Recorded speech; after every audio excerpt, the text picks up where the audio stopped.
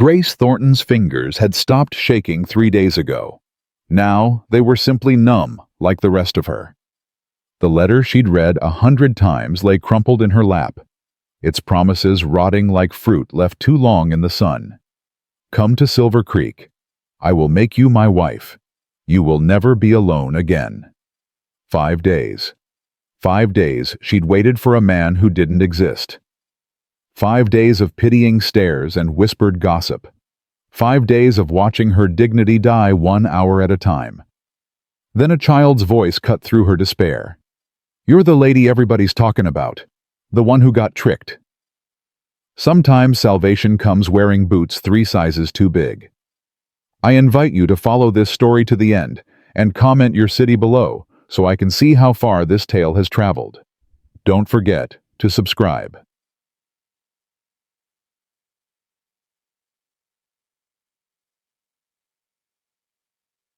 The bench at Silver Creek Station had worn smooth from years of waiting, but nobody had ever waited quite like Grace Thornton. Miss, you really ought to come inside now. She didn't look up. Couldn't look up. If she met another pair of pitying eyes, she might finally shatter into the pieces she'd been holding together through sheer stubbornness. Miss Thornton. I heard you the first time, Mr. Burke. Her voice came out steadier than she expected. And the second. And the third. The station master shifted his weight. She could hear his boots scraping against the frozen platform that particular shuffle men did when they didn't know what to do with a woman who refused to behave properly. It's been 5 days, he said. The man ain't coming. I'm aware. Then why? Because I have nowhere else to go. The words tasted like ash. Is that what you wanted to hear, that Grace Thornton, who once taught literature to Boston's finest young ladies, is now homeless, penniless, and foolish enough to believe a stranger's promises? Burke was quiet for a long moment. Then she heard him retreat, his footsteps fading into the warmth of the station house. Good. She preferred the cold. At least the cold was honest about trying to kill her. She pulled Fletcher Morgan's letter from her pocket, though she'd memorized every lying word. My dearest Grace, by the time you read this again, you'll be standing in our home, looking out at the Rocky Mountains through windows I built with my own hands. I have 100 acres of good land, a house that needs a woman's touch, and a heart that's been waiting for someone exactly like you. Come to Silver Creek. I will make you my wife. Yours faithfully, Fletcher Morgan. The telegraph operator had confirmed it yesterday, his face crumpling with second-hand shame. No Fletcher Morgan registered anywhere in Colorado territory. No 100-acre ranch. No house with mountain views. Just another marriage swindle. Just another desperate Eastern woman who'd believed in fairy tales. Grace folded the letter carefully, precisely, as if neatness could somehow restore her dignity. She'd sold everything to come here. Her mother's jewelry, her father's books, the small inheritance that was supposed to be her security. All of it converted to a train ticket and traveling clothes, and the naive belief that love could be found through correspondence. Her stomach cramped. When had she last eaten 2 days ago? 3. She'd given her last coins to a beggar outside the station yesterday. A woman even worse off than herself, carrying a baby in the bitter cold. At least Grace had a roof over her head.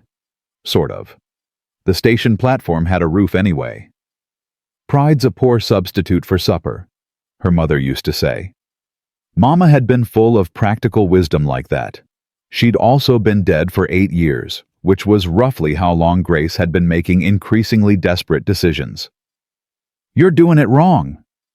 Grace's head snapped up. A child stood at the edge of the platform, maybe 7 or 8 years old. She wore a dress that had been washed so many times the pattern had faded to ghosts and boots, men's boots that swallowed her feet up to mid-calf. Doing what wrong? Grace asked. Given up. The girl stepped closer, those ridiculous boots clomping against the boards. You're sitting all stiff like you're already a corpse, just waiting for somebody to notice you stopped breathing. That's a rather dark observation for a child. I'm almost 8. That's practically grown. Despite everything, Grace felt her lips twitch. Almost a smile. She'd forgotten what those felt like. "And what would you suggest instead?" The girl tilted her head, studying Grace with eyes the color of honey in sunlight. Too knowing for such a young face. Too familiar with hardship. "When my mama was dying," the girl said matter-of-factly, "she told me that giving up was the easy way out. Said the hard thing was keeping on when you didn't want to. Said that's what brave people do." Grace's throat tightened. "Your mother sounds wise." "She was. She's dead now."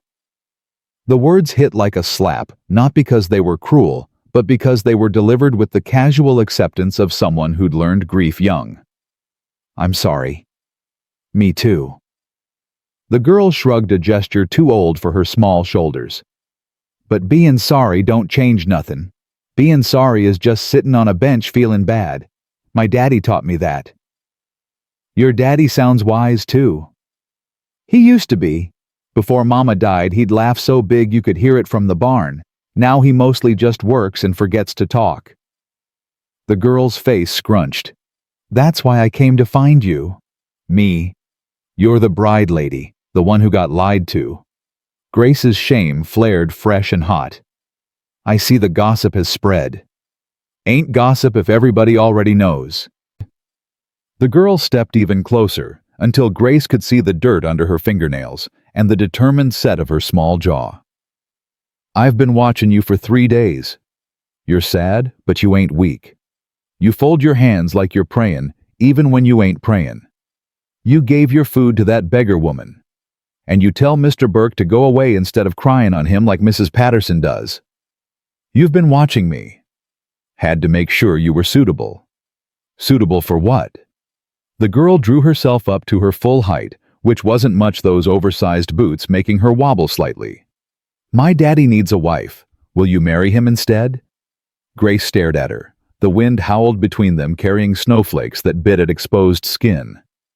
The girl didn't flinch, didn't waver, just stood there waiting for an answer, like she'd asked something perfectly reasonable.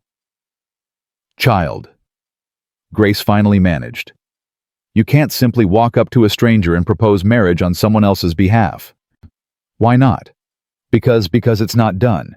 Because people don't. Because why? You need a husband. He needs a wife. I need a mama." The girl ticked off each point on her small fingers. "Seems like it works out for everybody. Marriage isn't a business transaction. My daddy says everything's a transaction. You give something, you get something. That's how the world works." Grace rubbed her temples. Hunger and cold and 5 days of humiliation had apparently broken something in her brain, because she was actually considering this conversation instead of ending it. "What's your name?" "Ruth Wheeler." "My daddy's Jacob Wheeler. He owns a ranch 4 miles north of here, but it's been falling apart since Mama died. He can't cook worth a damn." Ruth caught herself. "Worth a darn. He burns everything. And he can't braid hair neither. Look at this mess." She gestured to her head, where tangled dark hair had been pulled back in something that might once have been an attempt at a braid, but now resembled a bird's nest after a windstorm. "I can see that," Grace said carefully. "Can you braid hair?" "Yes." "Can you cook?" "Yes." "Can you do numbers?" Daddy's got papers everywhere, and he just stares at them like they're written in some foreign language. "I taught arithmetic for 6 years. Ruth's honey eyes lit up. "Then you're perfect. You can cook and braid and do numbers, and you're pretty enough even with all that tired on your face, and you don't cry on people. Daddy can't stand crying." "Ruth, I know what you're gonna say, that it's crazy, that you don't know us, that I'm just a child who don't understand how the world works." Ruth crossed her arms, her jaw set stubborn. "But I understand plenty. I understand that you're sitting here freezing to death because some man lied to you. I understand that my daddy's doing the same thing, just slower, working himself into the grave because he don't know how to live without Mama. And I understand that sometimes 2 broken things can fix each other if you just put them together right." Grace had no response to that. The words were too sharp, too true, delivered with the devastating clarity of a child who'd been forced to grow up too fast. "How did your mother die?" she asked quietly. "Fever. Took her 3 days after Christmas. Daddy sat with her the whole time. Didn't sleep, didn't eat, just held her hand and told her stories.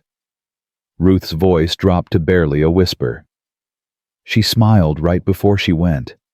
Said she could see angels. Then she just stopped. I'm so sorry, Ruth. Being sorry don't bring her back. But maybe... Ruth hesitated, and for the first time Grace saw the fear beneath the bravado. The desperate hope of a child trying to save what remained of her family. Maybe you could help us not be so sorry all the time. Maybe you could make Daddy remember how to smile. Grace closed her eyes. This was insane. She was freezing, starving, humiliated, and now a 7-year-old was trying to recruit her as a mail-order bride replacement. But what were her options? Go back east. With what money? To what life? The school wouldn't take her back. She'd made sure of that when she'd slapped the headmaster across his smug face for suggesting she could pay for her position in ways other than teaching. Stay here. Freeze to death on a bench while strangers clicked their tongues about the foolish city woman who'd believed in love, or follow a child in oversized boots to a ranch she'd never seen to meet a widower she'd never spoken to, and pretend there was still a chance for a life worth living. If I came with you, Grace said slowly, I wouldn't be marrying anyone. Not tonight. Not just because a child asked me to. That's fine. You can decide later after you've met him. Ruth was already reaching for Grace's carpet bag. But you gotta eat first. Nobody makes good decisions when they're hungry. Daddy says that too. Your daddy seems to say a lot of things. He used to.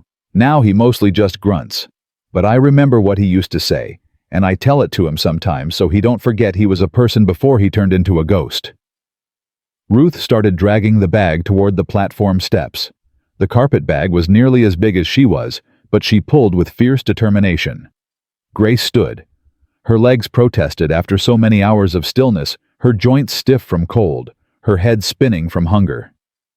Wait! Ruth stopped turning with such naked hope on her face that Grace's chest ached. Just supper, Grace said. I'll come for supper and meet your father, if he's agreeable. If you're not misleading me about having food and shelter. We got elk stew. Daddy shot one last week. It's not pretty, but there's plenty. And if your father doesn't want a stranger in his home? Ruth's grin was all mischief and certainty. Then we'll convince him. I'm real good at convincin'. Grace took her carpet bag from the child's hands. I'll carry this. I can do it. I know you can, but you shouldn't have to. Something flickered across Ruth's face.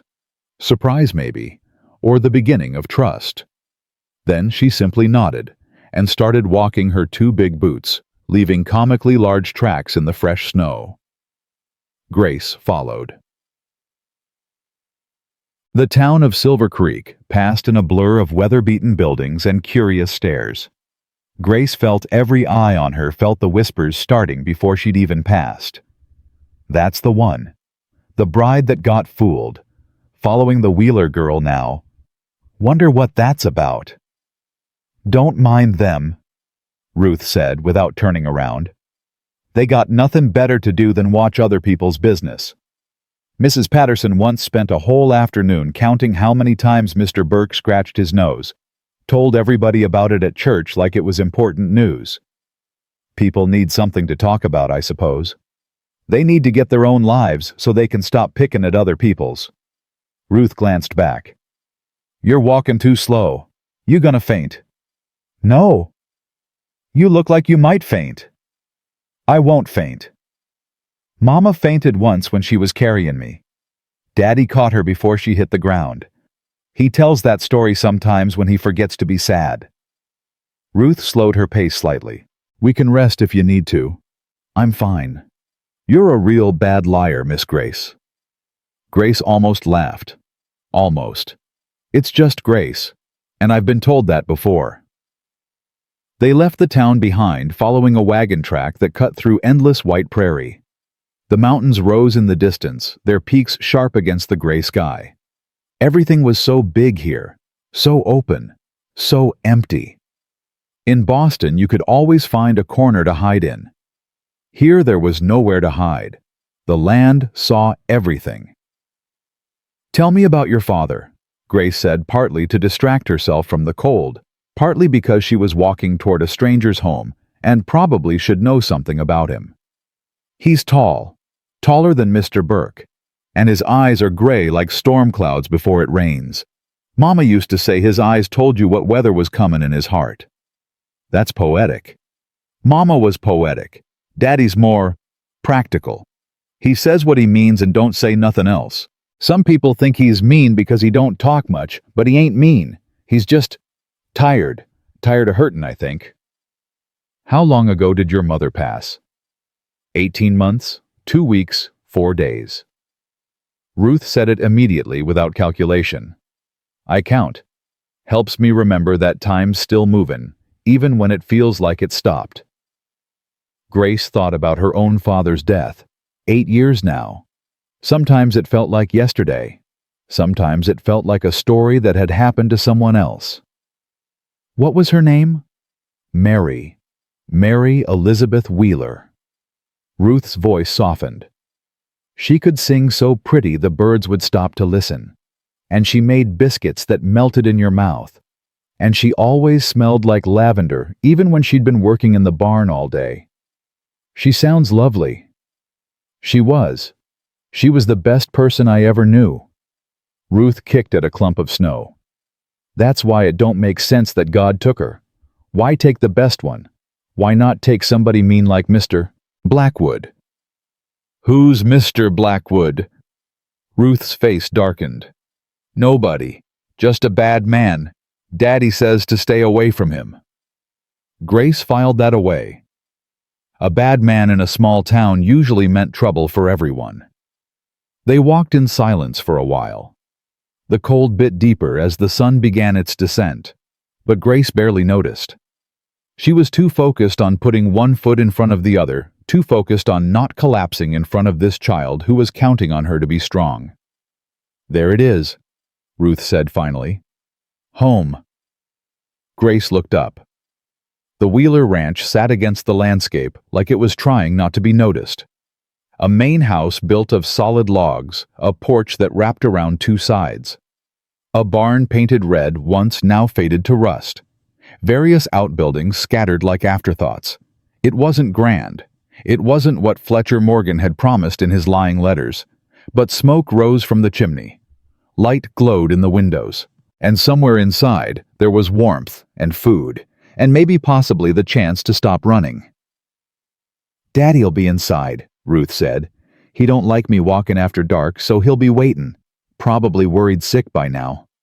"Ruth, maybe I should wait here while you explain."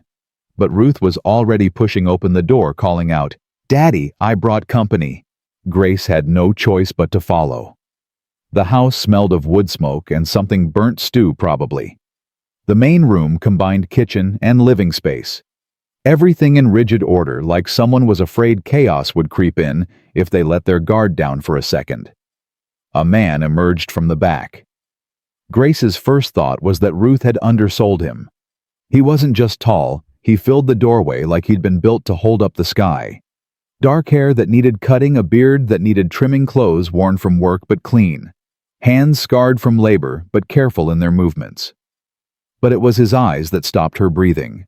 Gray as winter storms, just like Ruth had said. And holding a kind of weariness that came from carrying too much for too long. When those eyes landed on her, she saw confusion, then alarm, then something that might have been fear. "Clara." His voice was deep, rough, like it hadn't been used much lately. "Who is this?" "This is Miss Grace Thornton." Ruth planted herself between them. "She's stayin' for supper." Jacob Wheeler's jaw tightened. "We don't take in strangers." "She ain't a stranger.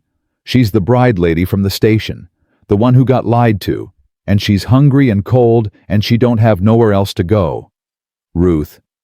"It's Christian charity, Daddy. Reverend Hayes is always preachin' about it. We can't just let her starve." Jacob's eyes moved to Grace, taking in her dusty traveling dress, her desperate respectability, her carpet bag that Ruth had deposited by the door like a declaration. "Miss Thornton," he said slowly, "the woman who's been sitting on Burke's platform for 5 days." So he knew. Everyone knew. "Mr. Wheeler," Grace found her voice. "I apologize for the intrusion. Your daughter was concerned for my welfare. I'll leave if you walked 4 miles in those boots." Grace looked down at her city shoes, never meant for prairie travel, now soaked through and probably ruined. Yes. In this cold. Yes. Carrying that bag. Ruth helped. Something shifted in his expression, not softening exactly, but a crack in the stone. "She's 7 years old." "Almost 8, Ruth interjected. "She's 7 years old," Jacob repeated. "And she carried your bag 4 miles because she was worried about a woman she'd never met." Grace didn't know what to say to that. The truth was too raw that his daughter had more compassion in her small body than Grace had encountered in years. That the kindness of a stranger, a child, had broken something loose in her chest that she'd been holding tight for too long. "You'll stay for supper." Not an invitation, a statement. "Ruth, show Miss Thornton where she can wash up. And change your dress. That one's got more dirt than fabric." Ruth grabbed Grace's hand, pulling her toward a door. "That's Daddy's way of saying welcome. He don't use many words, but the ones he uses he means." The room Ruth led her to had clearly been the master bedroom once. Now it held only a narrow bed, a washstand, and a trunk. Everything that might have been feminine had been removed, leaving only bones. "This was their room," Ruth said quietly. "Daddy sleeps in the barn most nights now. Says the house feels too full of empty." Grace poured water from the pitcher, surprised to find it warm. "Did you do this, heat the water?" "I knew you'd be cold. Been heatin' it since yesterday just in case you decided to come." "You were that sure I would?" Ruth shrugged. "Mama always said good things come to people who wait proper. I figured if I waited proper, maybe you'd come." Grace washed her face and hands, the warm water stinging her chapped skin, but feeling like a mercy. In the small mirror above the washstand, she barely recognized herself. Hollow cheeks, dark circles under her eyes, hair that had escaped its pins days ago. She looked like exactly what she was, a woman who'd run out of options. "Miss Grace."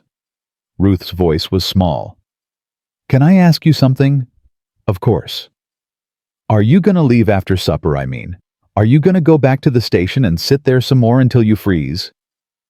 Grace turned to face the child who'd walked 4 miles to save a stranger.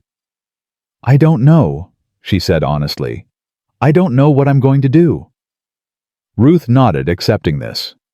"Fair enough. But if you decide to stay, I think you could be happy here, eventually. It takes a while 'cause everything's hard at first. But Mama was happy, real happy before she got sick." "Ruth, I can't replace your mother." "I know that." Ruth's honey eyes were steady.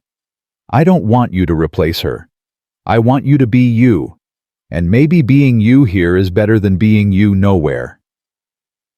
Out of the mouths of babes, Grace thought. She changed into her one clean dress, dark blue wool, practical and plain, and tried to make her hair presentable.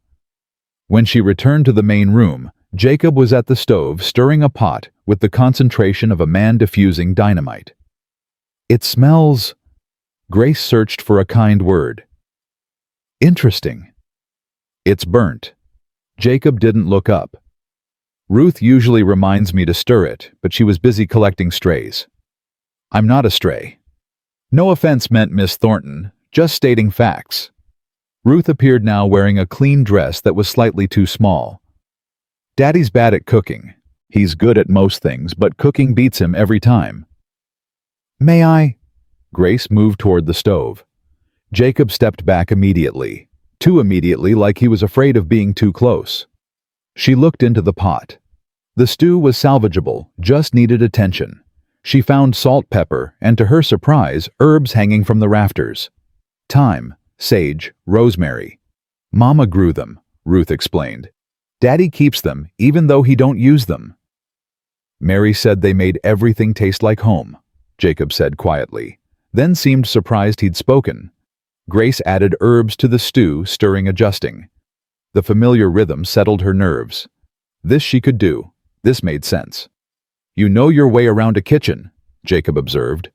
"My mother taught me before she passed. Said a woman who couldn't cook was like a bird who couldn't fly."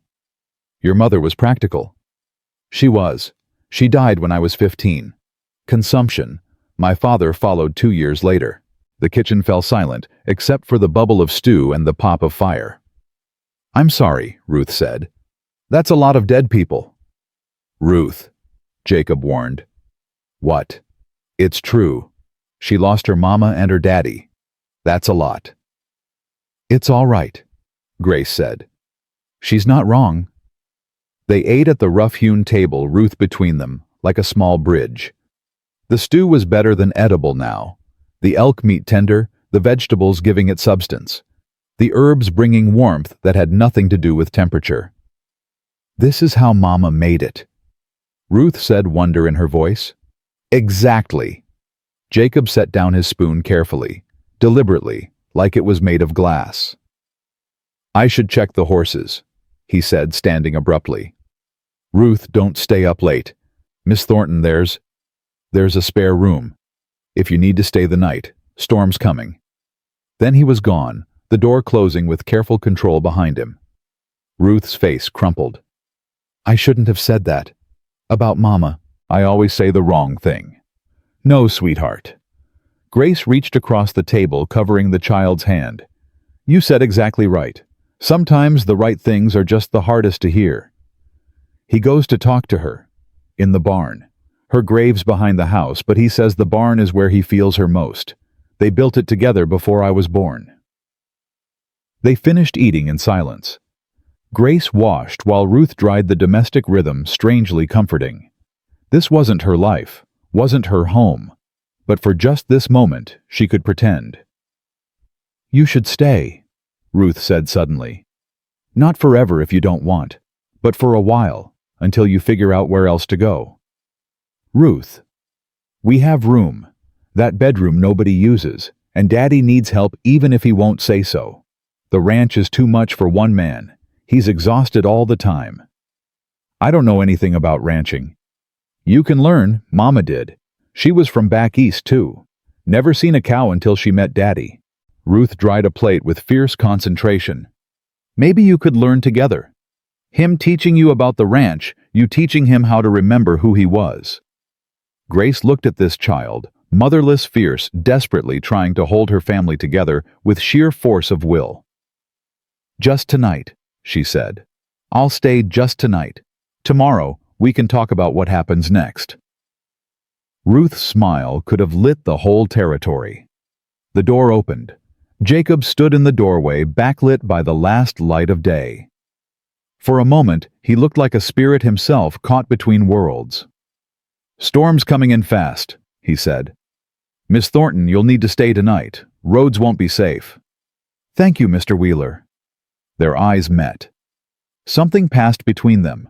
Not attraction, not yet, but recognition. Two people carrying grief like stones in their pockets, wondering if there was any way to set them down. "I'll get blankets," he said. "The spare room gets cold." Ruth hugged Grace so tight it hurt. "Thank you," she whispered. "Thank you for not leaving. I'm just staying the night." "I know, but tonight's a start." Ruth pulled back, her honey eyes bright. "Mama always said everything big starts with something small. A seed becomes a tree. A spark becomes a fire. Maybe tonight becomes something too." Grace thought about that train platform. About 5 days of waiting for something that never came. About pride and hunger and the cold that had seeped into her bones. Then she thought about a child in 2 big boots who'd walked 4 miles to bring home a stranger.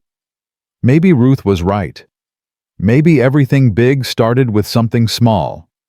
And maybe, just maybe, this small thing, this single night in a stranger's house, this bowl of stew, this child's desperate hope. Maybe it was the beginning of something Grace hadn't dared to hope for. A second chance. The storm arrived that night howling like wolves around the little house. But inside, there was warmth, there was shelter, there was a child sleeping peacefully because she'd won a victory she couldn't fully understand.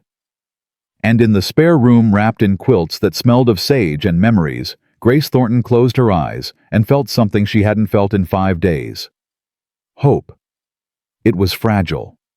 It might not survive the morning, but it was there, small and stubborn as a seed in frozen ground, waiting to see what would grow. The morning arrived with the kind of silence that only comes after a storm has exhausted itself. Grace woke, disoriented, her body stiff from a bed that wasn't hers, her mind slow to remember where she was and why. Then she heard Ruth's voice from the kitchen, high and bright. "Daddy, you're burning the eggs again." Grace dressed quickly, her fingers fumbling with buttons in the cold. When she emerged, Jacob stood at the stove, spatula in hand, looking at a pan like it had personally betrayed him. Ruth sat at the table, already dressed, but with her hair resembling something that had survived a windstorm. "Good morning," Grace said. Both Wheelers turned to her with identical expressions of relief. "Miss Thornton." Jacob's formality seemed strange after everything. "I was attempting breakfast." "Attempting is right," Ruth added. "The eggs are crying for help." Grace moved to the stove without thinking. "May I?" Jacob stepped back so fast he nearly knocked over the coffee pot.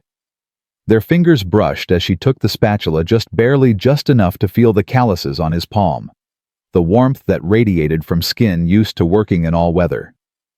"Please," he said. The eggs were beyond saving, but the bacon was rescuable. Grace worked in silence, aware of Jacob watching her, aware of Ruth watching them both. "I can do your hair after breakfast," she told Ruth. "If you'd like." "Really?" "Proper braids, the kind that stay put."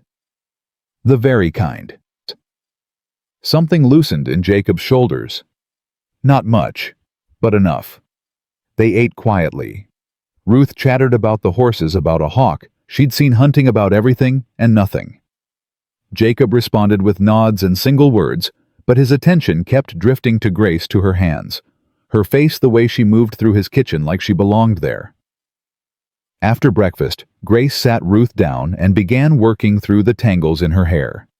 The child winced, but didn't complain. "Mama used to sing when she braided," Ruth said softly. Grace's hands stilled. "What did she sing?" "Church songs mostly. Sometimes silly ones about frogs and princesses." "I know a few songs. Perhaps another time when I've remembered all the words." Jacob, who'd been pretending to read a newspaper, looked up. Something flickered in his eyes. Gratitude, maybe, for not singing, for not trying to fill the space his wife had left. "I should check the cattle," he said, standing. "Storm might have scattered them." "Mr. Wheeler." Grace stopped him at the door. "About my staying. We'll discuss it tonight, after I see what damage the storm did." He paused, not quite looking at her. "Ruth, show Miss Thornton around. Don't go past the creek." Then he was gone, swallowed by the white world outside. Ruth tugged on Grace's hand. "Come on, I'll show you everything." The ranch in daylight was both better and worse than Grace had imagined. The bones were good, solid construction, thoughtful layout, the work of hands that cared about permanence. But neglect had crept in everywhere. Fence posts leaning like tired soldiers, gates hanging crooked, a chicken coop standing empty, its door swinging in the wind. "We used to have chickens," Ruth explained. "But after Mama died, a fox got in. Daddy never replaced them. Said it was one less thing to worry about." "What happened to the eggs?" "We buy them from the Brennans now. When Daddy remembers. Sometimes we just don't have eggs." Grace filed this away. The small neglects that added up. The way grief could make even simple things, chickens, eggs, breakfast, feel impossible. "Show me the rest," she said. They walked for an hour, Ruth pointing out landmarks with proprietary pride. The creek where her mama used to wash clothes. The hill where wildflowers grew in spring. The barn her parents had built together before Ruth was born. "That's where Daddy sleeps now," Ruth said, pointing. "There's a little room in the back, used to be for the hired man, but we don't have a hired man no more." "Why not?" "Can't afford one, that's what Daddy says.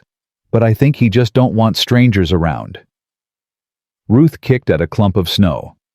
"You're the first person who's stayed overnight since Mama died." The weight of that settled on Grace's shoulders.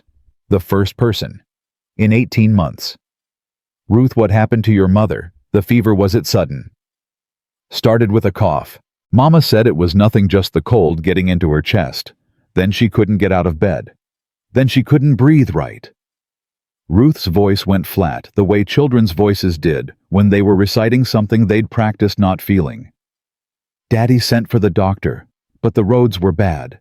By the time Doc Morrison got here, I'm sorry. Everybody's sorry. Sorry don't fix nothing." Ruth looked up at her with those two old eyes. "That's why I brought you home. Being sorry is just words. Doing something is better than being sorry." They returned to the house as the sun reached its peak.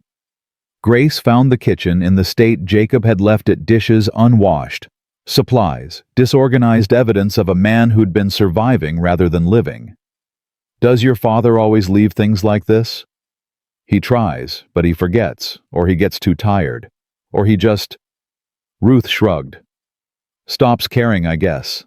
Not about me. He never stops caring about me, but about himself, about the house, about everything that ain't keeping us alive." Grace rolled up her sleeves. "Well, I'm here now. Show me where the cleaning supplies are." They worked through the afternoon, Grace teaching Ruth the proper way to wash dishes, to organize a pantry, to make a bed with hospital corners. The child absorbed everything with fierce concentration, asking questions, demanding explanations. Why does it matter which way the sheets go? Because order creates peace. When your surroundings are chaotic, your mind becomes chaotic too. Mama said something like that. She said a clean house was a clear conscience. Your mother was wise. She was the wisest person I ever knew. Ruth smoothed the quilt on her bed with careful hands. "Do you think you're wise, Miss Grace?" "I think I've made enough mistakes to learn a few things." "That's what Daddy says too. He says wisdom ain't about being smart, it's about being wrong enough times to figure out what's right." Jacob returned at dusk, exhausted and windburned. He stopped in the doorway, staring at the transformed kitchen like he'd walked into the wrong house. "Ruth cleaned up," he said slowly.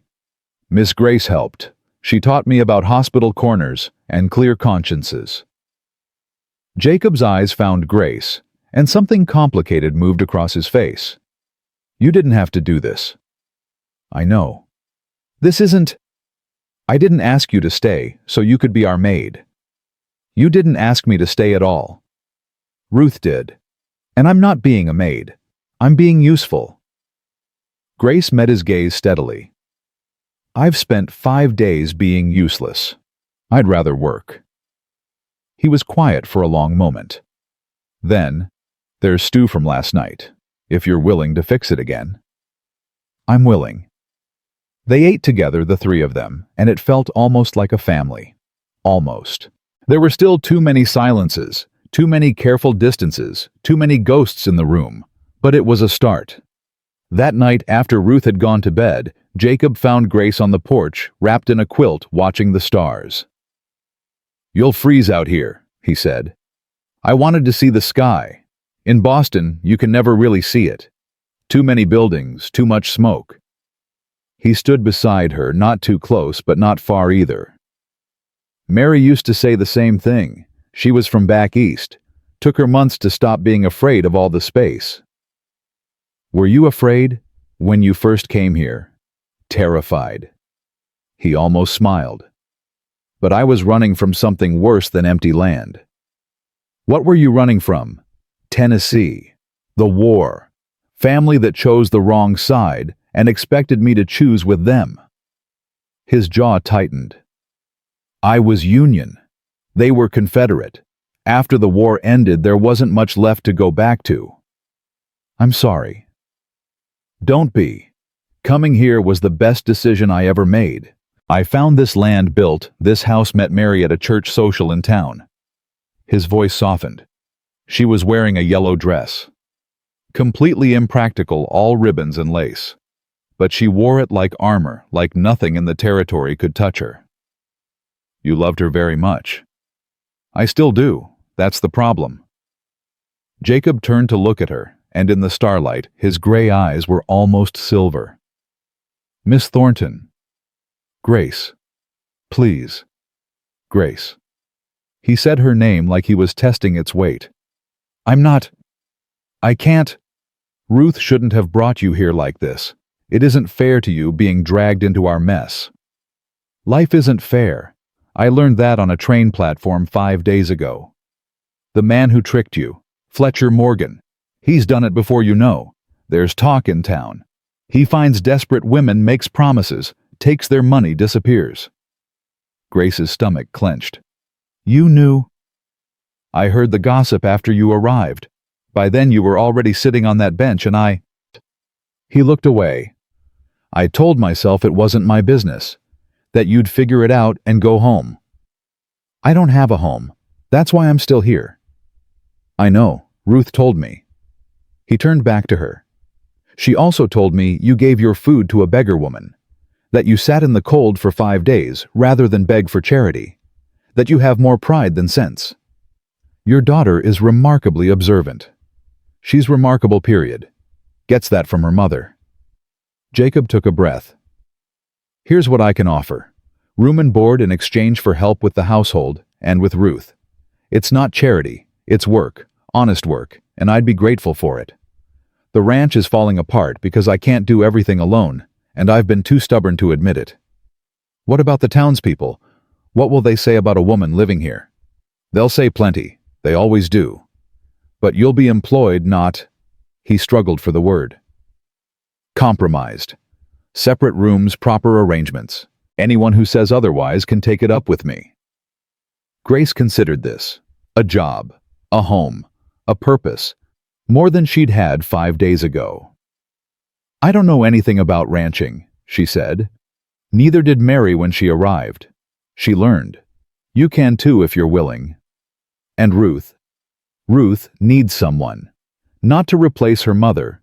Nobody can do that, but to be there. To braid her hair and teach her numbers and remind her that she's still a child, even if she's had to grow up too fast. Jacob's voice roughened. I've failed her in that. I've been so busy trying to survive my own grief that I forgot she's surviving hers too. You haven't failed her. She's the strongest, bravest child I've ever met. She shouldn't have to be. She should be playing with dolls and complaining about chores, not walking 4 miles to recruit a mother from a train station. Grace almost laughed. She was quite persuasive. She takes after Mary that way. Her mother could talk anyone into anything. Something shifted in his expression. So, will you stay? Grace looked at the endless sky, at the mountains, silvered with moonlight, at this man who'd offered her shelter when he had every reason to turn her away. Yes, she said. I'll stay. The first weeks were harder than Grace had imagined.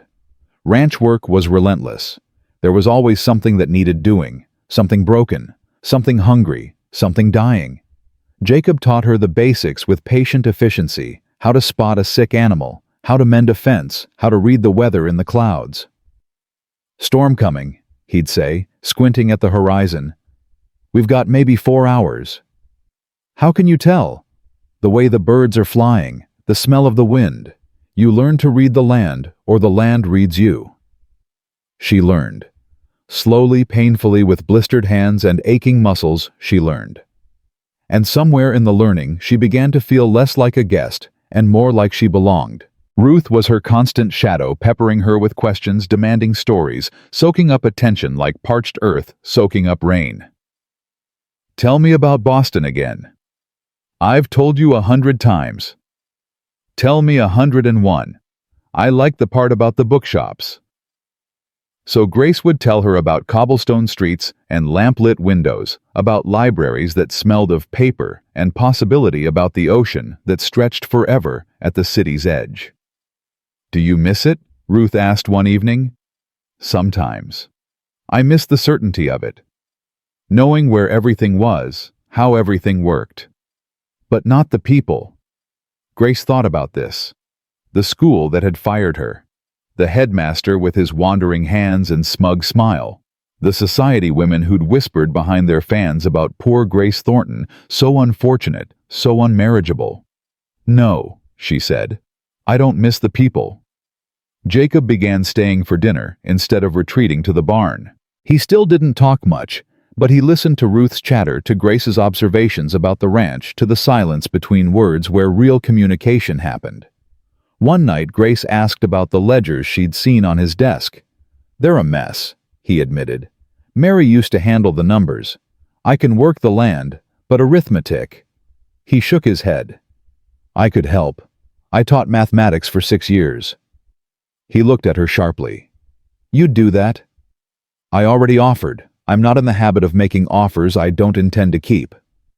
The ledgers were worse than a mess. They were a disaster. 2 years of grief-delayed bookkeeping bills, unpaid contracts, lapsed taxes accumulating like snowdrifts. "Jacob." Grace looked up from the papers spread across the kitchen table. "Do you know how much you owe the territory and back taxes?" His face went pale. "How bad?" "Bad. Not impossible, but bad. If we don't pay by spring, they can start foreclosure proceedings." "How much?" she told him. He sat down heavily, like someone had cut his strings. "I knew it was getting away from me. I couldn't make myself look at it.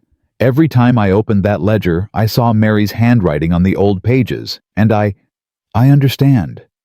And she did. Grief made cowards of everyone, made simple tasks feel like climbing mountains. "Can we fix it?"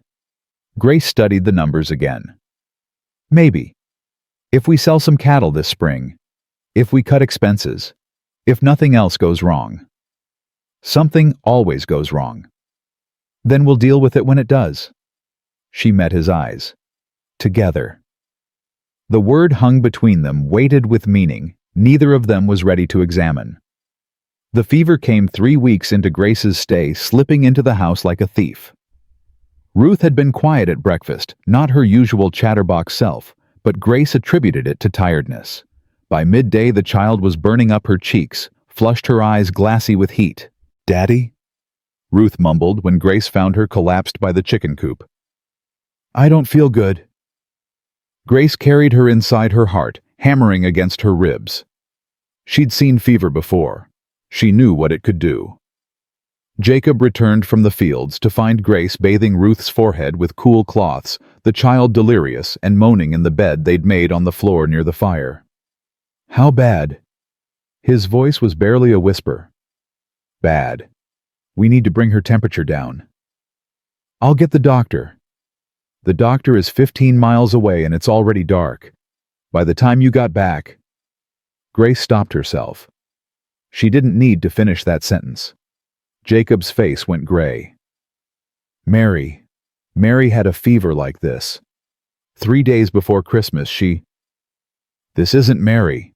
Grace grabbed his arm, forcing him to look at her. "Ruth is young and strong. She'll fight this.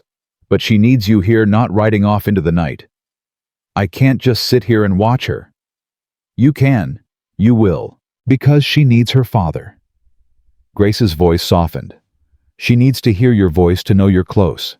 That's what will call her back."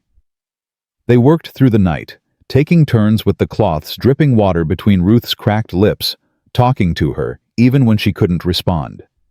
Grace learned more about Mary in those dark hours than she had in 3 weeks, Jacob telling stories to his daughter, telling her about her mother, about the woman who'd loved her more than life itself. "She sang to you every night," Jacob murmured, holding Ruth's small hand in both of his. "Your mama had the prettiest voice, made up songs just for you about the moon and the stars, and a little girl who was braver than any cowboy." "Tell me," Ruth whispered, barely conscious. "Sing it." Jacob looked at Grace, helpless. I don't I can't remember the words. Then make new ones. Grace moved closer, her hand finding his shoulder. She won't remember the exact words. She'll remember that you tried. So Jacob Wheeler, who hadn't sung since his wife died, who'd lost his voice, along with his heart began to sing. His voice was rough, uncertain, cracking on the high notes. But he sang about a little girl with honey eyes who was stronger than mountains, braver than storms, loved more than all the stars in the sky. Grace cried silently, her hand still on his shoulder, feeling the tremor in him as he fought to hold himself together. Near dawn, Ruth's fever broke. Her breathing eased, her color returned, and she fell into a natural sleep instead of the fitful unconsciousness of illness. Jacob slumped against the wall, tears streaming down his face unchecked. "She's going to be okay," Grace said. "I thought—" His voice broke. "I thought I was going to lose her too. I couldn't survive that. If Ruth died, I'd just—" "Stop."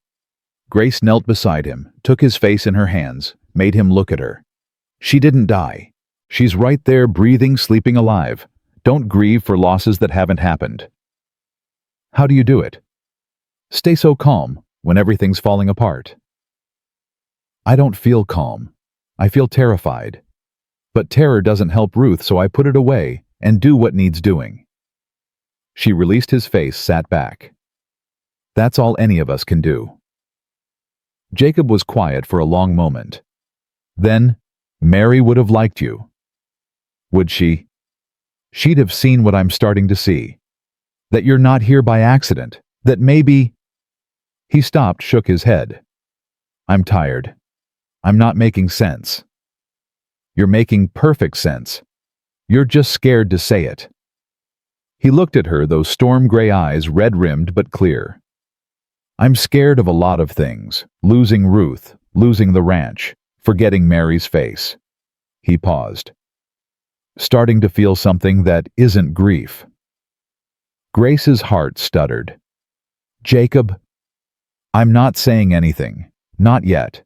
Ruth needs to recover, and we need to figure out the ranch, and there's 100 things more important than whatever this is." He gestured between them. "But I wanted you to know that you're not just the help, that you matter here, that Ruth was right to bring you home. She was brave to come find me. She was desperate. There's a difference." He almost smiled. But sometimes desperate is just another word for brave enough to try. Ruth woke properly around noon, demanding food and complaining that her hair was a mess. "You stayed," she said to Grace wonderingly. "The whole time I was sick you stayed." "Of course I stayed." "But you're not my mama. You didn't have to." "No, I didn't have to. I wanted to." Ruth considered this with the solemnity of a child who'd learned too young that people could leave. "Mama had to love me. It was the rules. But you don't have rules. You just chose." "I chose." "That's almost better." Ruth's honey eyes filled with tears. "That's almost better than rules." Grace gathered the child in her arms and held her while she cried, not from illness now, but from the relief of being held, of being chosen, of not being alone. Jacob found them like that when he came in from checking the cattle. He stood in the doorway for a long moment, watching his expression unreadable. Then he crossed the room and put his arms around them both. It wasn't a romantic gesture. It wasn't a promise of anything beyond this moment. It was simply 3 people broken in different ways, holding each other up. That evening, for the first time since his wife died, Jacob Wheeler ate dinner at his own table, in his own house with his daughter, and the woman who'd walked 4 miles through the snow to become part of their family. They didn't talk about love. They didn't talk about the future. They talked about cattle prices and fence repairs, and whether Ruth was strong enough to go back to her normal chores. But something had shifted. Something had opened. And when Grace went to bed that night in the room that had once belonged to Mary Wheeler, she realized she wasn't thinking about the train platform anymore. She was thinking about home. Not Boston. Not the life she'd left behind. This.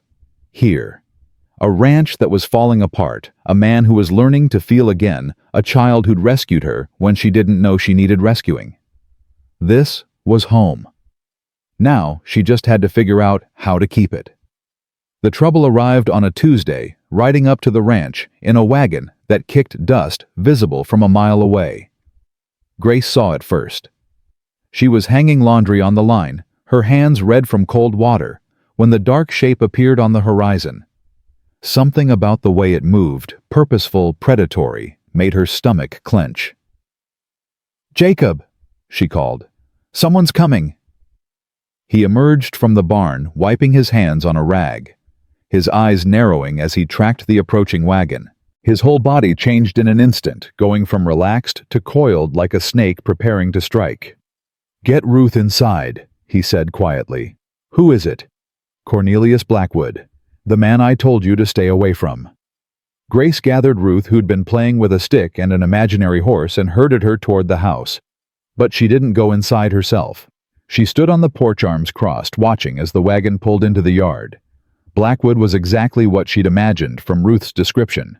Tall, thin, with a face like a hatchet, and eyes that calculated everything they touched.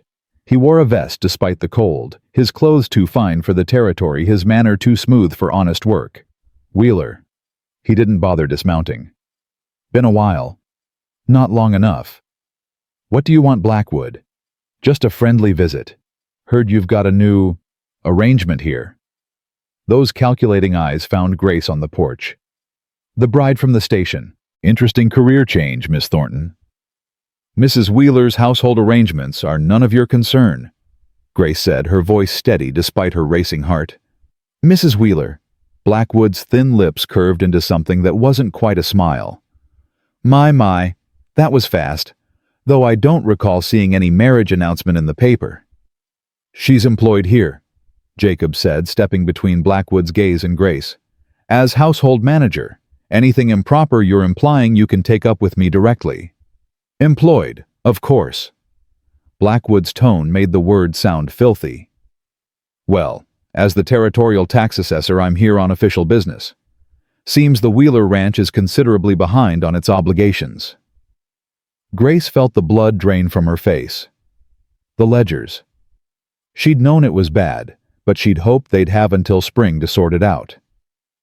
"I've got until April," Jacob said. That was the agreement.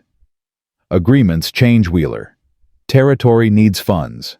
Railroad expansion costs money, and your particular account has been flagged for special attention. Special attention meaning what? Blackwood pulled a ledger from his coat, making a show of examining it. $200, due by month's end. That's 3 weeks, Wheeler. Have the money or face foreclosure proceedings. That's not possible. The original amount was half that, and I had 6 months to pay. Interest, penalties, administrative fees. Blackwood shrugged. It adds up. Though I suppose if you can't manage, I might be willing to take the property off your hands. Fair price, of course. I've always admired this particular piece of land. Grace understood then. This wasn't about taxes. This was about the land itself, about whatever grudge Blackwood held against the Wheeler family. The taxes were just the weapon he'd chosen. "The ranch isn't for sale," Jacob said, his voice dangerous. "Everything's for sale, Wheeler. Just a matter of finding the right currency." Blackwood's eyes slid to Grace again, and the implication in his gaze made her skin crawl. Some currencies are more negotiable than others. Jacob took a step forward, his hands curling into fists. "Get off my land." 3 weeks. Blackwood gathered his reins. "Have the money or start packing." He was gone before Jacob could respond, his wagon disappearing down the road like a bad dream that refused to end. Ruth's face appeared in the window, pale and frightened. "Daddy, what did he want?" "Nothing, Clara Bird. Just business." "He wants to take our home, doesn't he? I heard what he said about foreclosure." Jacob's shoulders sagged. He looked at Grace, and for the first time since she'd met him, he looked defeated.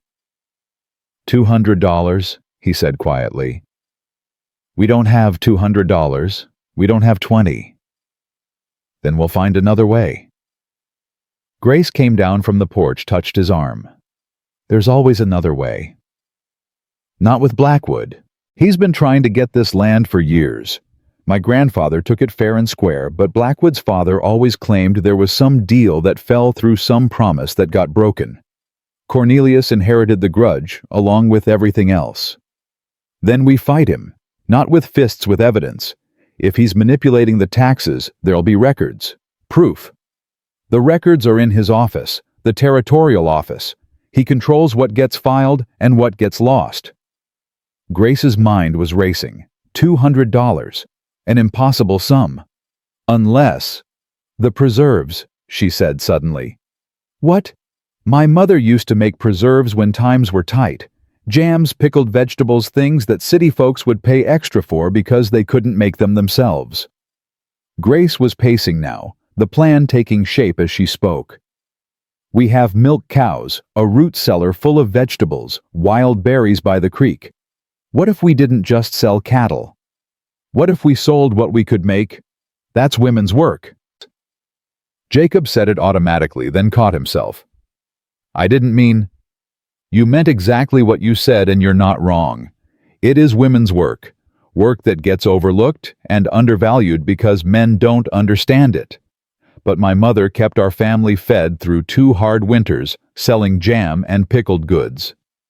Grace met his eyes. Let me try. What do we have to lose? The answer, of course, was everything. But Jacob nodded anyway. The next 3 weeks were brutal. Grace worked from before dawn until after dark, turning the kitchen into a production facility. Ruth helped with the small tasks, washing jars, cutting labels, stirring pots when Grace's arms gave out. Even Jacob contributed, bringing in supplies, fixing the broken shelves in the root cellar, doing the heavy lifting that Grace's body couldn't manage. The neighbors came too, word spreading through the territory that the Wheeler Ranch was fighting back against Blackwood's corruption. Silas Brennan brought sugar. The widow Patterson contributed canning jars. Reverend Hayes himself showed up one morning with a basket of supplies and the quiet statement that the Lord helped those who helped themselves. We take care of our own. Martha Brennan told Grace, helping her label a batch of strawberry preserves. You're one of us now, whether you arrived conventional or not. Grace didn't have time to feel the warmth of that acceptance.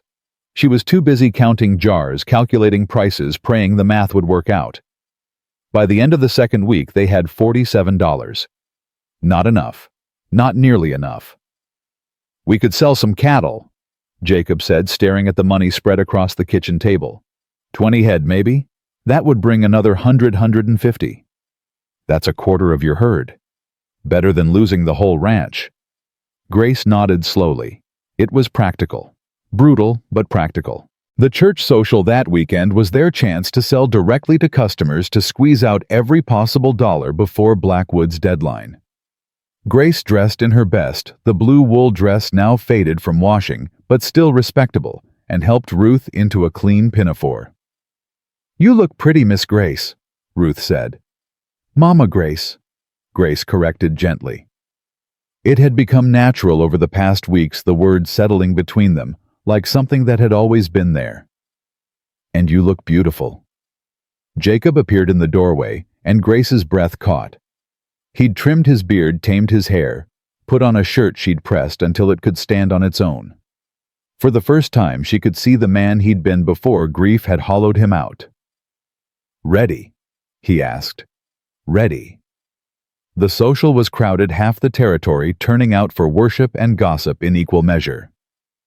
Grace set up their table under Martha Brennan's direction, jars of preserves, catching the sunlight like jeweled offerings.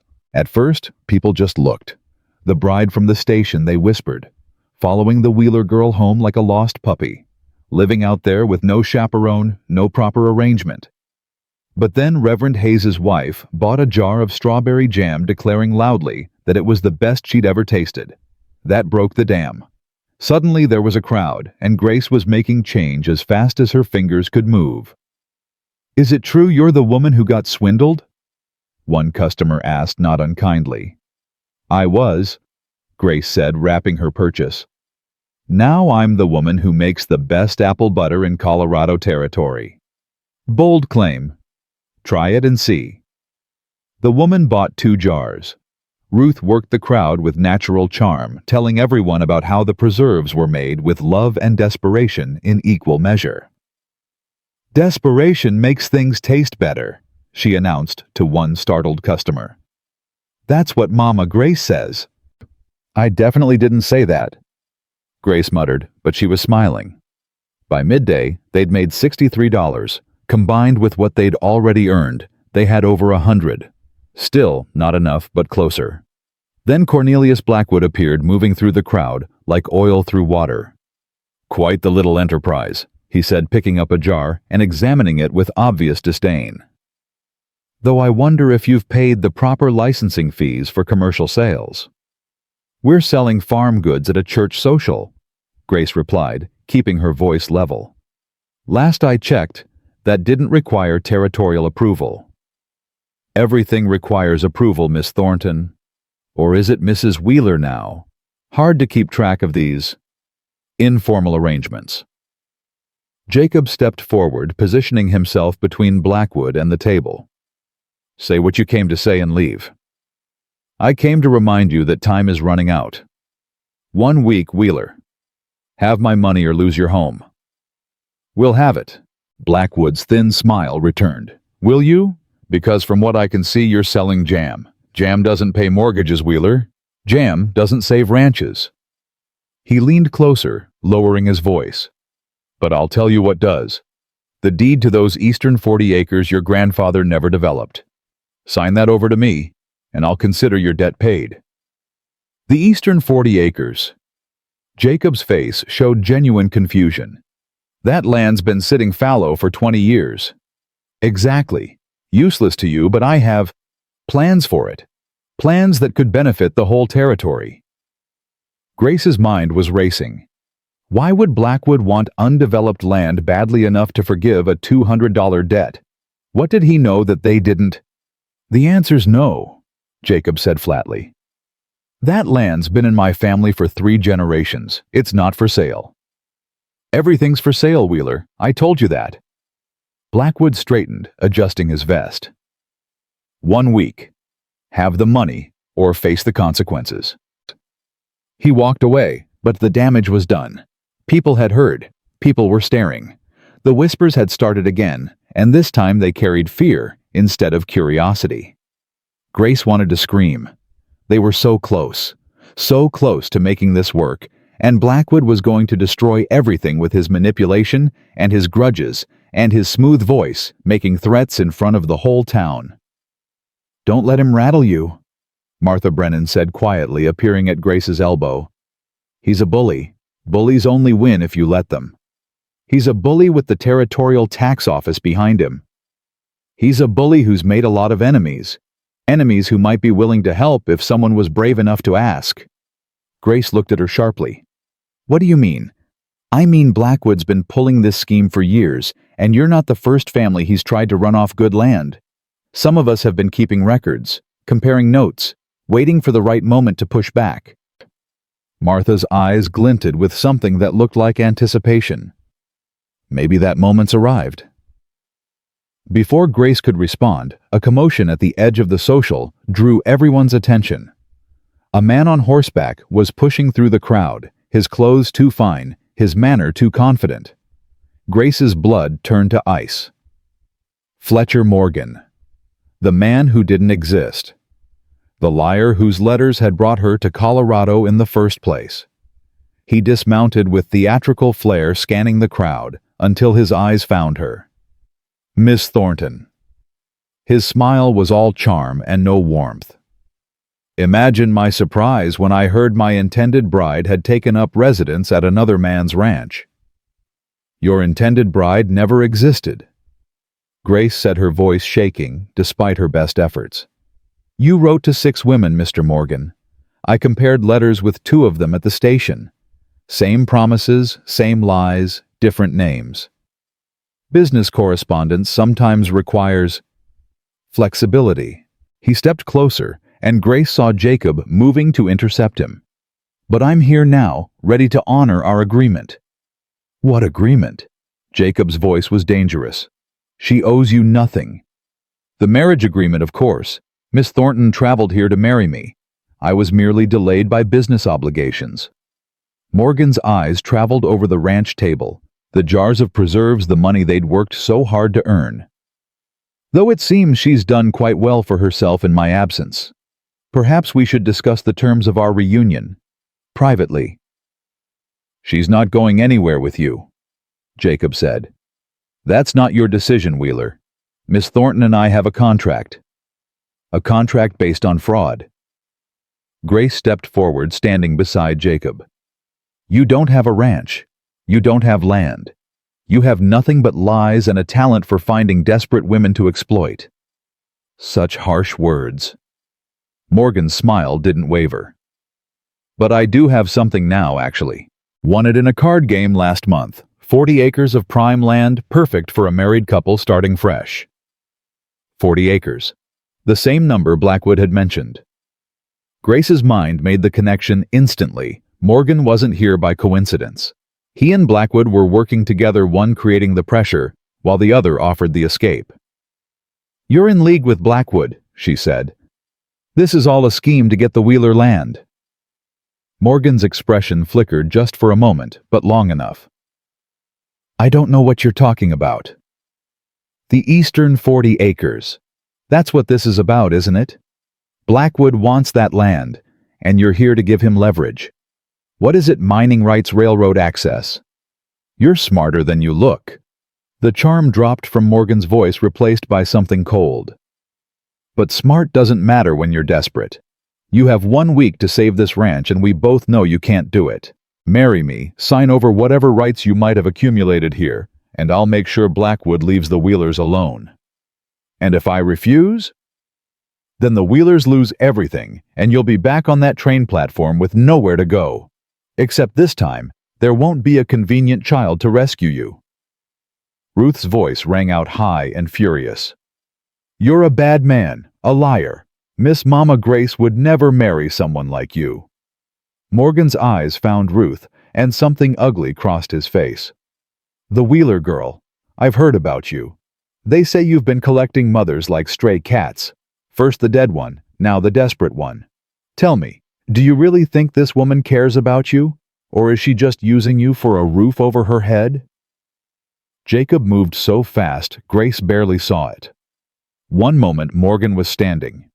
The next he was on the ground, Jacob's fist having connected with his jaw with a sound like breaking wood. You don't speak to my daughter, Jacob said quietly. You don't speak about my daughter. You don't look at my daughter. If I ever see you within a mile of my family again, I will end you. Do you understand? Morgan scrambled backward, blood dripping from his split lip. You'll regret this, Wheeler. Both of you will regret this.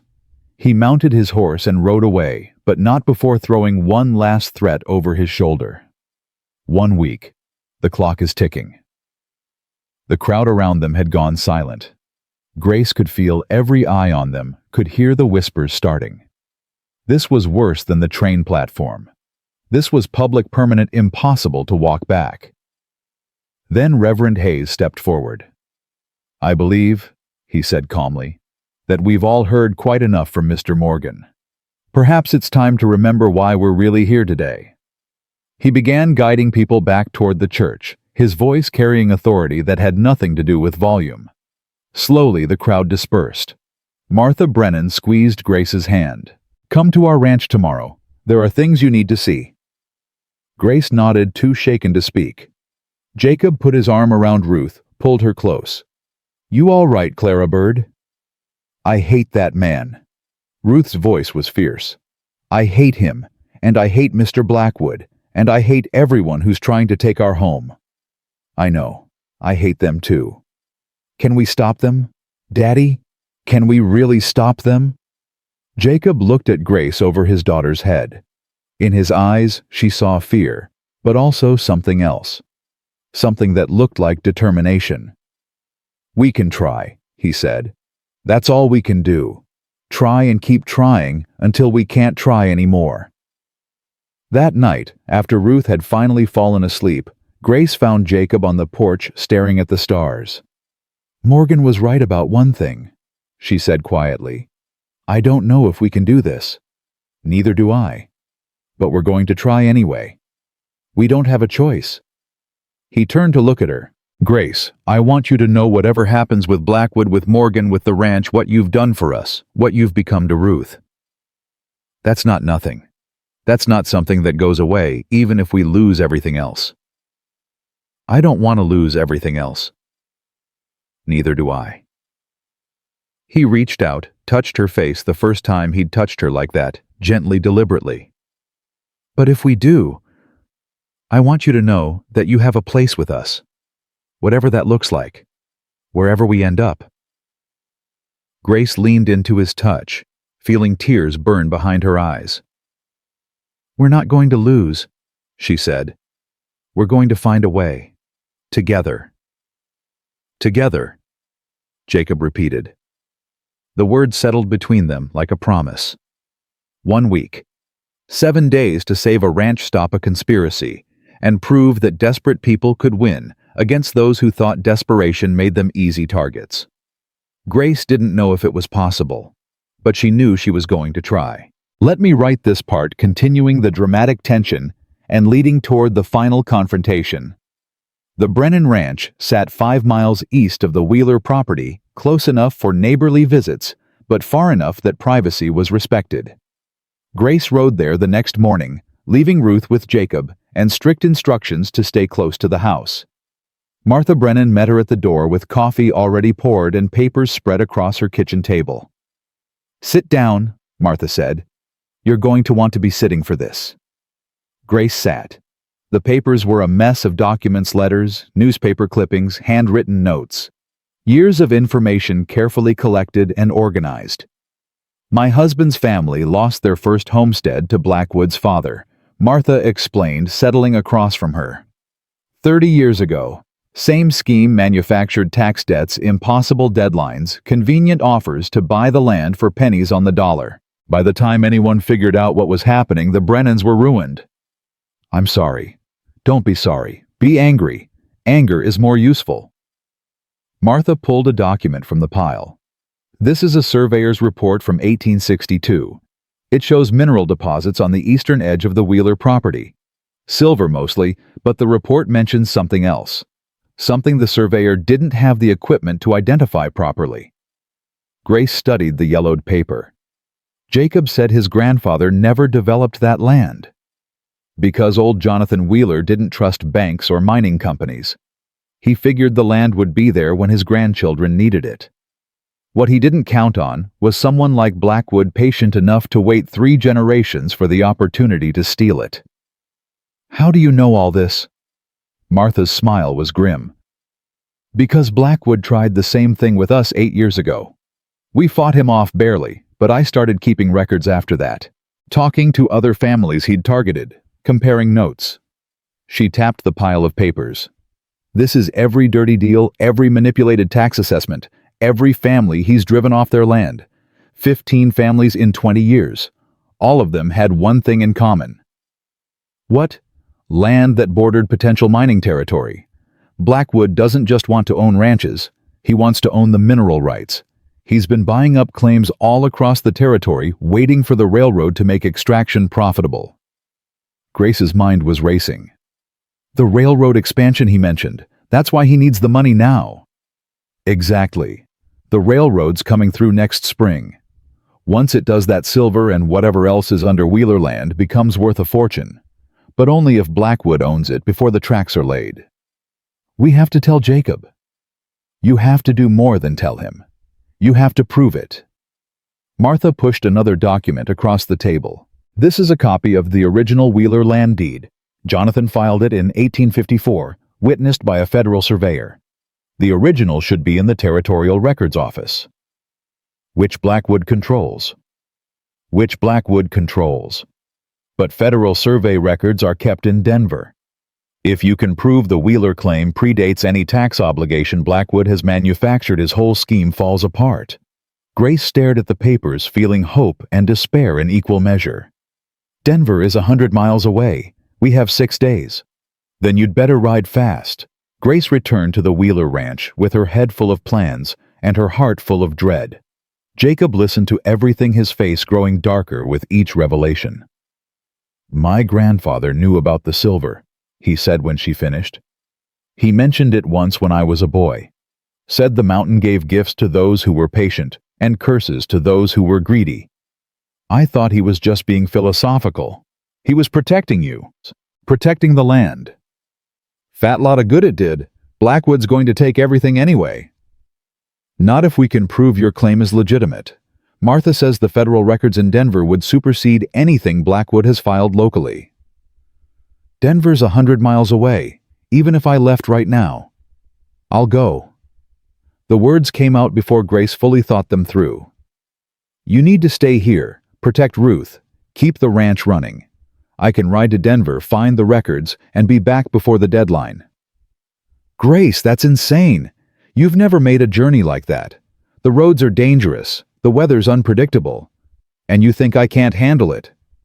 Grace stood her ground. I survived 5 days on a train platform. I survived Fletcher Morgan's lies. I survived everything this territory has thrown at me. I can survive a ride to Denver. It's not about surviving. It's about... Jacob stopped, frustration and fear warring on his face. I can't lose you too. Not now. Not after everything. The words hung between them, heavy with meaning. Neither of them had spoken aloud. You won't lose me, Grace said quietly. I'm coming back. I promise. She left at dawn the next morning carrying copies of the documents Martha had provided and enough supplies for a 4-day journey. Ruth cried and clung to her until Jacob gently pulled her away. Come back, Ruth whispered. Promise you'll come back. I promise, sweetheart. I'll be home before you know it. Jacob walked her to where her horse was waiting. He looked like he wanted to say something, but the words wouldn't come. When I get back, Grace said, we're going to have a conversation. A real one. About what this is and where it's going. I'd like that. Good. She mounted the horse, gathered the reins. Don't let Blackwood intimidate you while I'm gone, and don't burn the house down trying to cook. Jacob almost smiled. Ruth won't let me near the stove. Smart girl. She rode away without looking back. If she looked back, she might not be able to leave. The journey to Denver was everything Jacob had warned her about. Cold, exhausting, dangerous, in ways she hadn't anticipated. She slept in way stations and barns, ate hardtack and dried meat, pushed herself and her horse harder than either of them should have been pushed. But she made it. 4 days of hard riding, and she was standing in front of the Federal Records Office, dusty and exhausted and determined. The clerk was a small man with spectacles and ink-stained fingers who looked at her like she'd lost her mind. You rode 100 miles for land records. I rode 100 miles to save my family's home. Are you going to help me or not? Something in her voice must have convinced him. He led her to a back room filled with filing cabinets and document boxes, a maze of paper that recorded every claim, every survey, every piece of land that had ever been officially registered in Colorado territory. It took 3 hours to find what she was looking for, but when she did, her hands shook so badly she could barely hold the paper. Jonathan Wheeler's original claim dated October 15, 1854. Witnessed and certified by a federal surveyor named Marcus Blackwood. Marcus Blackwood, Cornelius's grandfather. Grace stared at the signature, understanding flooding through her. The original Blackwood had been the surveyor who certified the Wheeler claim. He'd known about the mineral deposits. He'd probably been the one to note them in the first place, and his grandson had been trying to steal that land ever since. I need certified copies of everything, she told the clerk. Official seals, proper documentation. Whatever it takes to make these records admissible in court.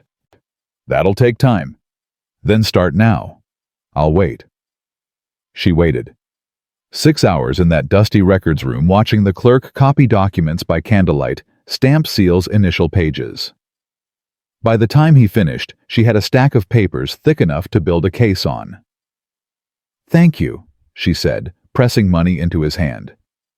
You have no idea what this means. I have some idea. The clerk's eyes were kind behind his spectacles. I've seen Cornelius Blackwood's name on a lot of questionable filings over the years. Nice to see someone finally pushing back. Grace rode through the night to make up for lost time. Her body screamed for rest, but every hour she delayed was an hour closer to Blackwood's deadline. She stopped only when the horse couldn't go any further, slept in snatches, ate in the saddle. On the morning of the 6th day, she saw smoke on the horizon. At first, she thought it was fog. Morning mist rising from the valleys, nothing unusual. But as she rode closer, the smoke thickened, and her heart began to pound with terrible recognition. The Wheeler Ranch. The smoke was coming from the Wheeler Ranch. She pushed her exhausted horse into a gallop, fear clawing at her throat. The last miles blurred past in a haze of terror and desperate prayer. Please let them be alive. Please let Ruth be safe. Please, please, please. The barn was fully engulfed when she arrived, flames reaching toward the gray sky like grasping fingers. People were everywhere, neighbors, townspeople, everyone working to contain the blaze before it spread to the house. "Grace!" Ruth's voice cut through the chaos. The child came running, slamming into Grace's legs with enough force to nearly knock her down. "You came back. Daddy said you would, but I was so scared. Where's your father?" Grace knelt, grabbing Ruth's shoulders. "Ruth, where's Jacob?" "He went into the barn.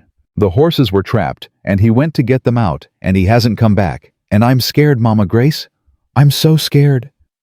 Grace was running before Ruth finished speaking. She heard people shouting at her to stop to wait, but she didn't listen. Jacob was in that burning barn. Jacob who'd given her a home when she had nothing. Jacob who'd learned to smile again because of her. Jacob, who she loved. She loved him. The realization hit her like a physical blow, clear and undeniable. She loved him, and she was not going to lose him. The heat was unbearable. Grace covered her face with her arm, squinting through the smoke, calling his name. "Jacob, Jacob, where are you?" A cough somewhere to her left. She followed the sound, stumbling over debris, until she found him. He was pinned under a fallen beam, conscious, but trapped blood streaming from a cut on his forehead. "Grace." His voice was raw with smoke. "What the hell are you doing here? Get out. Not without you." She grabbed the beam, trying to lift it. It wouldn't budge. "Help me. Push while I pull." "It's too heavy. Push, damn you." She pulled with everything she had, muscles screaming, lungs burning. Jacob pushed, and for a moment, nothing happened. Then Silas Brennan was beside her, adding his strength to hers, and the beam shifted just enough for Jacob to drag himself free. They stumbled out of the barn together, collapsing on the frozen ground as the roof caved in behind them. Grace was coughing, crying. Her hands burned and her clothes singed, but Jacob was alive. He was alive. "You came back," he said, his voice wondering. "I promised I would." "You ran into a burning building. You were inside." She touched his face, his soot-covered, blood-streaked face. "I couldn't let you die. Not when I just figured out I love you." Jacob stared at her. Then, despite the fire still raging behind them, despite the crowd of onlookers, despite everything, he pulled her close and kissed her. It wasn't gentle. It wasn't proper. It was desperate and fierce and tasted like smoke and blood and something that might have been tears. "I love you too," he said when they finally broke apart. "I've loved you since you fixed my burnt stew and made my daughter smile again. I just didn't know how to say it." "You said it now. That's what matters." Ruth appeared, throwing herself at them both, her small arms trying to encompass them in a single embrace. "You're both okay. You're both alive. I was so scared, but you're okay." They held her between them, a family forged in fire, while the barn burned itself out, and the neighbors worked to save what could be saved. Later, after the flames were finally quenched and the extent of the damage was clear, they sat in the kitchen, exhausted and grateful and very much alive. "Blackwood did this," Jacob said. His voice was flat, dangerous. "The fire started in the hayloft. No accident." "We can't prove that." "We don't need to prove arson. We need to prove he's been manipulating the taxes, stealing land, running families off their homes for 20 years. Grace reached for the saddlebag she'd carried all the way from Denver. "And we can." She spread the documents across the table, explaining what she'd found. The original claim, the surveyor's signature, the paper trail connecting Cornelius Blackwood's family to a decades-long conspiracy to steal land with mineral rights. "His own grandfather certified your family's claim," she finished. "He knew about the silver. He knew about everything, and Cornelius has been trying to undo that claim ever since."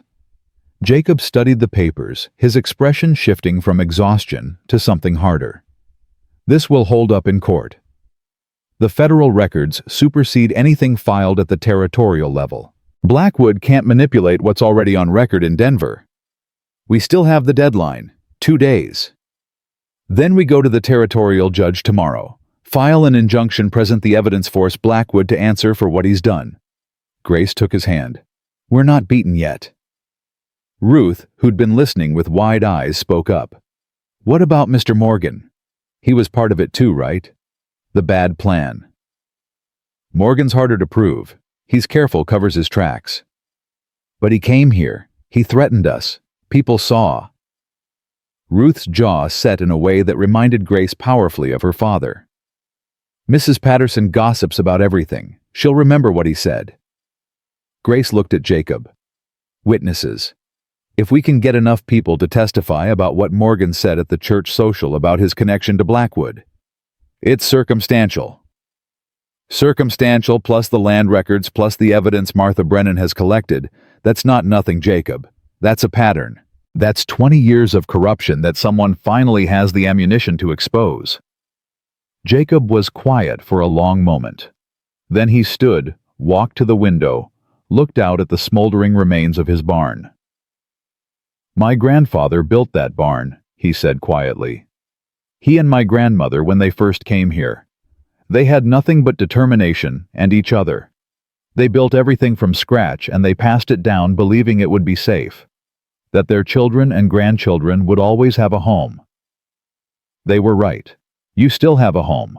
The house is standing. The land is yours. The only thing that burned was wood and hay, and those can be rebuilt.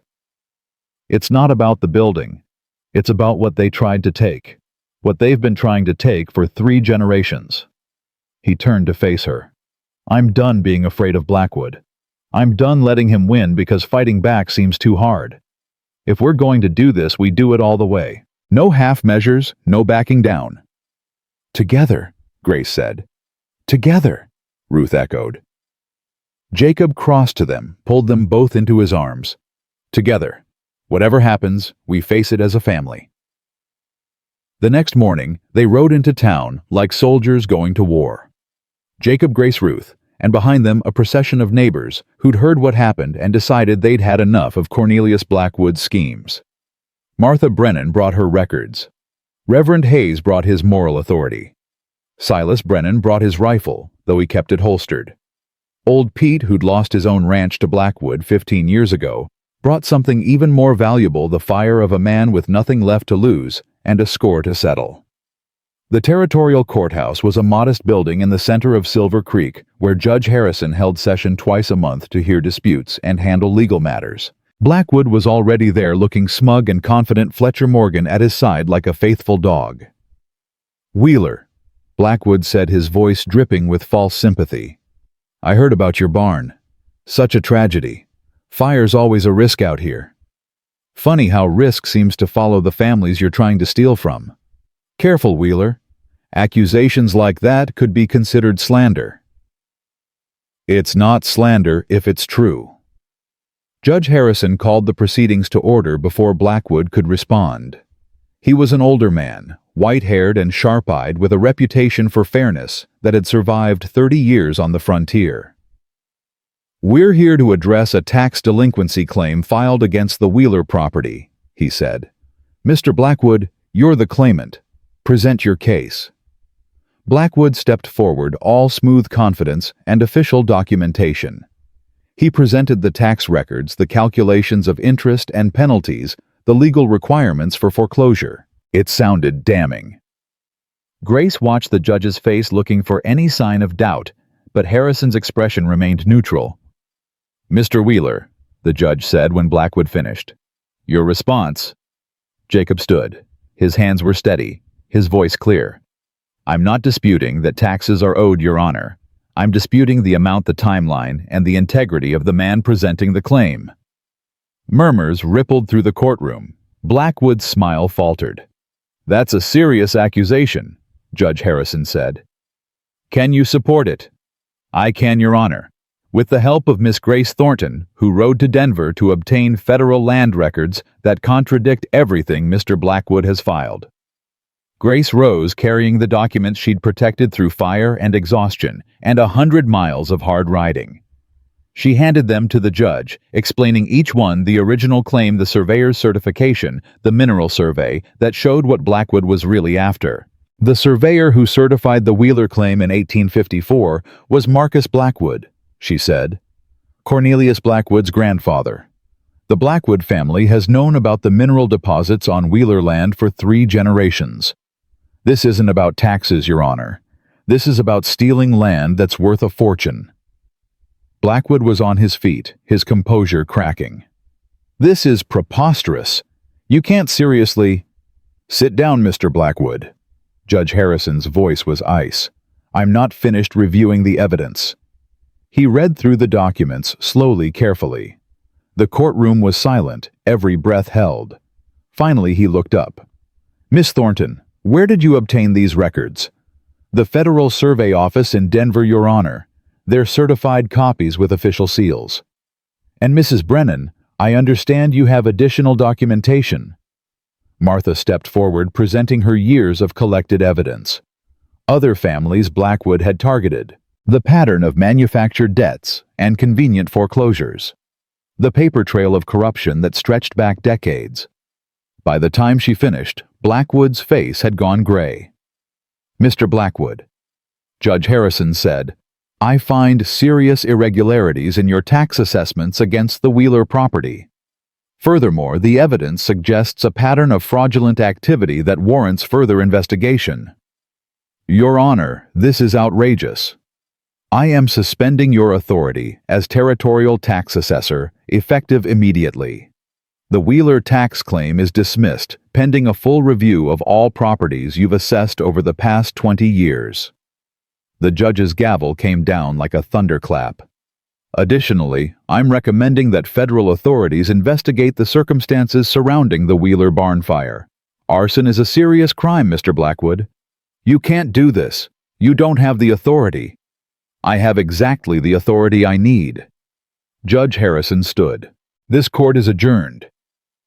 Blackwood looked around the courtroom, seeing the faces of every family he'd ever wronged, every neighbor he'd ever bullied, every person who'd waited years for this moment of reckoning.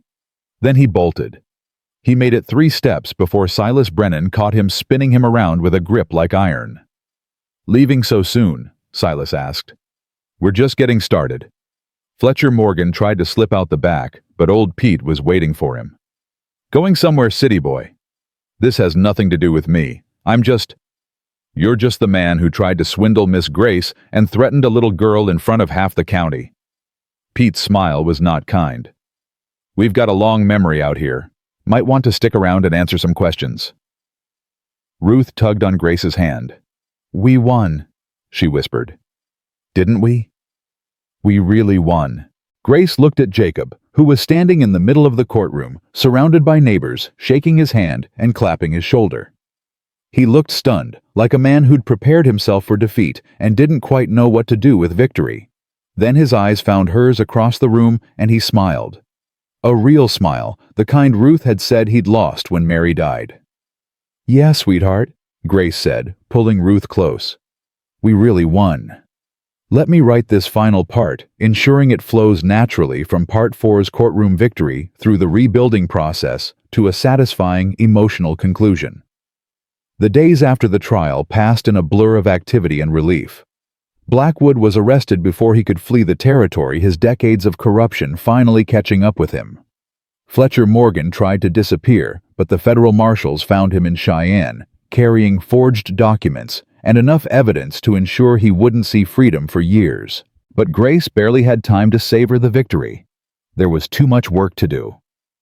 The barn raising happened on a Saturday 2 weeks after the fire. The whole county turned out bringing lumber and tools and food enough to feed an army. Men who'd never spoken to Jacob Wheeler showed up at dawn rolling up their sleeves and asking where they could help. "We take care of our own," Silas Brennan said when Jacob tried to thank him. "You'd do the same for any of us." "I would. I will." "Then stop thanking me and start hammering." Grace worked alongside Martha Brennan and the other women preparing food for the workers, keeping coffee hot, making sure nobody collapsed from exhaustion or hunger. Ruth ran between groups like a small tornado, delivering messages and water and unsolicited advice. "You're nailing that wrong," she told old Pete seriously. "The board's gonna split." "Is that so?" "That's what Daddy says. You gotta angle the nail different." Pete looked at Jacob, who shrugged helplessly. "She's been watching me work since she could walk, probably knows more about building than I do." "Then maybe she should be giving the orders." Ruth beamed. "I'm too short to reach the high parts, but I can supervise." By sunset, the frame of a new barn stood where the old one had burned. Not finished, not yet, but the bones were there. Solid, strong, built by community, and consecrated by hope. Jacob found Grace on the porch as the last workers were leaving their wagons, disappearing down the road in the fading light. "I don't know how to repay all this," he said quietly. "You don't repay it. You pass it on." Grace leaned against him, exhausted but content. "Someday another family will need help and you'll be there. That's how it works." "When did you get so wise?" "I'm not wise. I just pay attention." He put his arm around her, pulled her close. They stood like that as the stars came out, two people who'd found each other through disaster and desperation, and a child in two big boots. "Grace." His voice was serious. "I've been thinking. Dangerous habit. About us. About what happens next." She turned to face him, her heart suddenly pounding. "And what have you concluded?" "I concluded that I'm terrible at this. At words, at feelings, at anything that isn't work and worry." He took her hands in his calloused fingers gentle against her skin. "But I also concluded that I don't want to spend another day pretending I'm not in love with you." "You already told me you loved me. In front of a burning barn, if I recall." "That was different. That was crisis. This is..." He struggled for the word. "This is asking. Not just saying how I feel, but asking what you want. Because I know you came here for something else, someone else. And I know this life isn't what you imagined." "You're right," Grace said softly. "This isn't what I imagined." Something flickered in his eyes. Fear, maybe. The anticipation of rejection. "It's better," she continued. "What I imagined was a fairy tale. A stranger who would solve all my problems, give me a ready-made life, save me from having to figure things out on my own." She squeezed his hands. "What I found was real. Messy and hard, and sometimes terrifying, but real. You're real. Ruth is real. This life we're building together, that's real. So when I ask you to stay..." "The answer is yes." He stared at her like he couldn't quite believe what he was hearing. "Yes. Yes to staying. Yes to being Ruth's mother officially, legally, in every way that matters. And yes to whatever you're about to ask me next, because I can see you working up to something, and you might as well just say it." Jacob laughed. Actually laughed, the sound rusty, but genuine. "You're the most impossible woman I've ever met." "Is that a complaint?" "It's a compliment." He reached into his pocket, pulled out something small and glinting. "This was my mother's. She gave it to my father when they were young, made him promise to give it to whoever he loved next. He never did, never loved anyone but her, so it came to me." It was a ring. Simple gold, worn smooth from years of wearing. "I'm not good at romance," Jacob continued. "I can't write fancy letters or make pretty speeches. But I can promise you this, I will work every day to be the man you deserve. I will love Ruth with everything I have. I will build us a life that's worth living, even when it's hard, especially when it's hard. Jacob, will you marry me, Grace? Not because you have nowhere else to go, not because Ruth needs a mother, but because I love you, and I think maybe hopefully you love me too. Grace looked at the ring, at his hopeful, terrified face, at the stars wheeling overhead in the vast Colorado sky. Ask me properly, she said. What? Get down on one knee. Ask me properly. I've had enough of improper arrangements to last a lifetime. Jacob dropped to one knee right there on the porch, still holding the ring, looking up at her with those storm-gray eyes that had learned to hold hope again. Grace Thornton, will you marry me? Yes, she said. 1,000 times yes. He slid the ring onto her finger, stood, and kissed her with the desperation of a man who'd been drowning and finally found air. The wedding happened 3 weeks later in the little church where they'd sold preserves and faced down Fletcher Morgan. Reverend Hayes performed the ceremony, his voice rich with joy as he pronounced them husband and wife. Ruth stood between them, holding both their hands, beaming so bright she could have lit the whole territory. I now pronounce you a family, Reverend Hayes said, departing from tradition. What God and determination have joined together, let no man put asunder. The reception was held at the ranch in the shadow of the half-finished barn. Everyone came: the Brennans, the Pattersons, old Pete, the widow, Cole families. Grace had never met, but who showed up anyway because that's what neighbors did. Martha Brennan cornered Grace near the food table, pressing a wrapped package into her hands. Wedding present, she said. Open it later when you're alone. Thank you, Martha, for everything. Don't thank me. Thank yourself. You're the one who rode 100 miles and ran into a burning building. Martha's eyes were suspiciously bright. Mary would have approved, you know. I knew her before she passed. She would have wanted Jacob to find someone who could match his stubbornness. I'm not sure if that's a compliment. It's the highest compliment I know how to give. That night, after the guests had gone, and Ruth had finally fallen asleep clutching her new doll, a wedding gift from the Brennan children, Grace opened Martha's package. It was Mary Wheeler's recipe book. Handwritten, well-worn, filled with notes in the margins, and pressed flowers between the pages. A letter fell out when Grace opened it. Dear Grace, it read in Jacob's careful handwriting. I found this in the trunk last week. I was going to keep it for Ruth for when she's older, but then I realized that Mary would have wanted you to have it now. Not to replace her, but to continue what she started. Different melody, same song. That's what you said once, isn't it? I hope you know how much that means. Love, Jacob. Grace sat at the kitchen table, turning pages filled with another woman's life. Recipes for biscuits and preserves.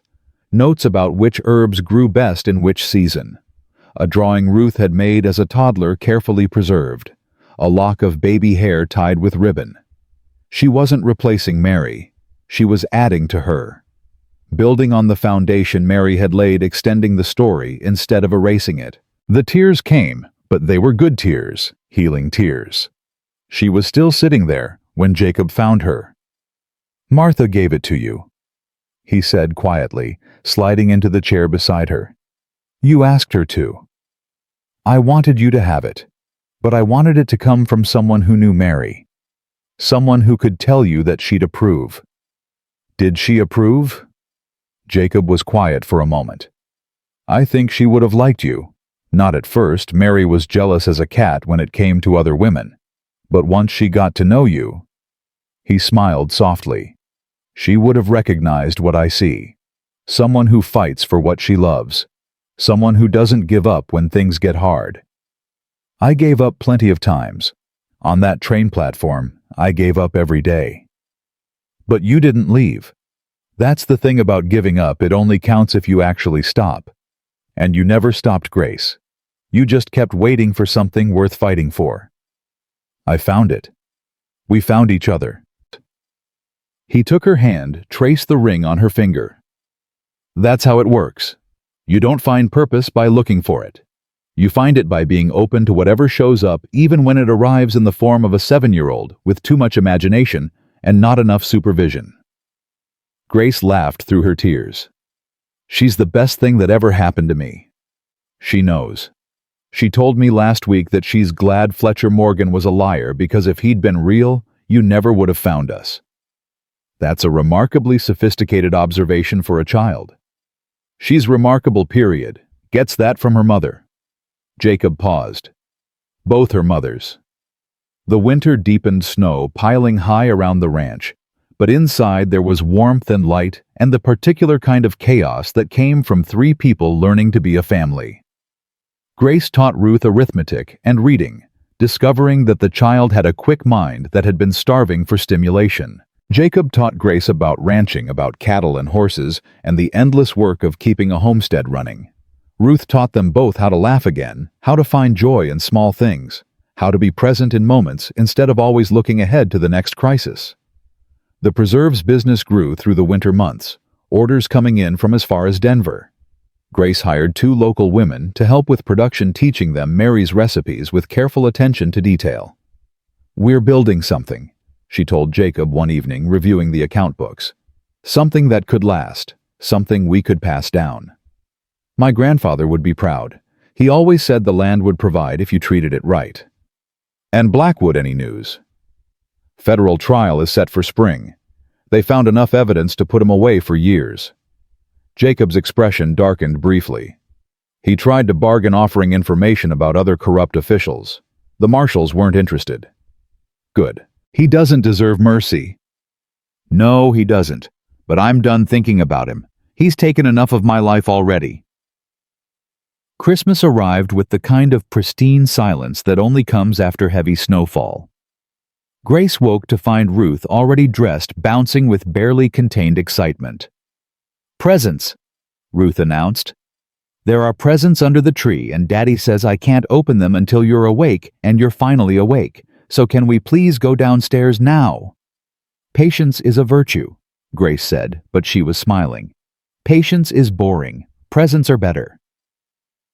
Jacob had made coffee already, the smell filling the house with warmth. He was sitting by the tree they'd cut together, watching Ruth practically vibrate with anticipation. "You're cruel," he told Grace, making her wait. "I've been awake for 30 seconds. That's 30 seconds too long, according to certain small people." Ruth attacked the presents with joyful abandon, paper flying everywhere. There were practical gifts. New boots that actually fit, warm clothes for winter school supplies for the lessons Grace had been giving her. But there were treasures too. A beautiful doll Martha Brennan had ordered from back east, a set of paints old Pete had somehow acquired, a locket with a tiny photograph of Mary inside. Ruth held the locket for a long moment, her expression suddenly serious. "So I don't forget," she said quietly. "So you never forget," Jacob agreed. "Your mama will always be part of this family, even though she's not here." "I know." Ruth looked at Grace. "But I have 2 mamas now, one who's watching from heaven and one who's right here." Grace's throat tightened. "Is that okay? Having 2? It's better. More people to love means more love for everybody." Ruth said it like it was the most obvious thing in the world, because for her, it was. After the presents were opened and breakfast was eaten, no burning this time, Grace had trained Jacob well. They bundled up and went outside. Ruth wanted to build a snow family, and neither adult had the heart to refuse. They built 5 figures in the front yard, different sizes holding hands. "That's Daddy," Ruth said, pointing to the tallest. "And that's Mama Grace. And that's me. And that's Mama Mary." "That's only 4, Jacob observed. Ruth grinned, patting her own stomach. "The 5th one is for later. Mama Grace is going to have a baby, right? Mrs. Brennan said so." Grace froze. Jacob's head whipped toward her. "Martha Brennan needs to learn to mind her own business," Grace muttered, but her cheeks were flushing. "Grace." Jacob's voice was carefully controlled. "Is there something you want to tell me?" She took a breath. She'd been planning to tell him later privately, not standing in the snow with their daughter watching like this was a theater performance. "I wasn't sure," she said. "I wanted to be certain before I said anything." "But now you're sure." "The doctor confirmed it yesterday. I was going to tell you tonight, but apparently Martha has informants everywhere." Jacob stood very still for a long moment. Then his face broke into a smile so wide it transformed him, completely erasing years of grief and worry in an instant. "A baby," he said. "We're having a baby." "You're not upset. I know it's soon. We've only been married a few weeks." He swept her up in his arms, spinning her around, while Ruth squealed with delight. "Upset, Grace, this is the best Christmas present anyone's ever given me." "I didn't exactly plan the timing. The best things never are planned." He set her down, cradled her face in his hands. "A baby. Our baby. Ruth's going to be a big sister." "I'm going to be the best big sister," Ruth announced. "I'll teach the baby everything. How to milk cows and make preserves, and know when Daddy's lying about being fine when he's actually hurt." "I don't lie about being hurt." "You do. You do it all the time. But Mama Grace always knows anyway." "She does," Jacob admitted. "She knows everything." "Not everything," Grace said, "but enough. Enough to know that this right here, right now is exactly where I'm supposed to be." The sun was setting, painting the snow gold and rose, when Jacob took her hand and led her a little ways from the house. Ruth stayed behind, adding elaborate details to her snow family. "I want to show you something," he said. They walked to the top of the small rise behind the house, where you could see the whole property spread out below. The house with its welcoming windows, the new barn taking shape, the land stretching to the mountains in the distance. "My grandfather stood here once," Jacob said. "The day he first claimed this land, he told my father that he could see the future from this spot. All the generations that would come after, all the lives that would be lived here.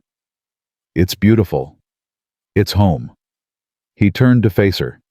"Grace, I want you to know something. Whatever comes next, the baby, the ranch, whatever challenges we face, I'm not afraid anymore.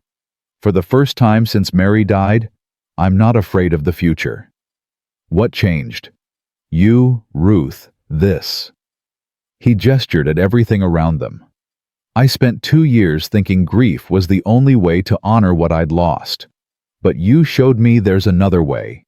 You showed me that loving again isn't betraying Mary. It's continuing what she started, building on it instead of just preserving it.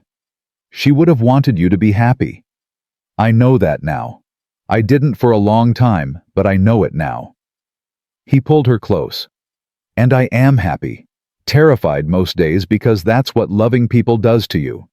But happy underneath the terror." Grace leaned into him, feeling his heartbeat against her cheek.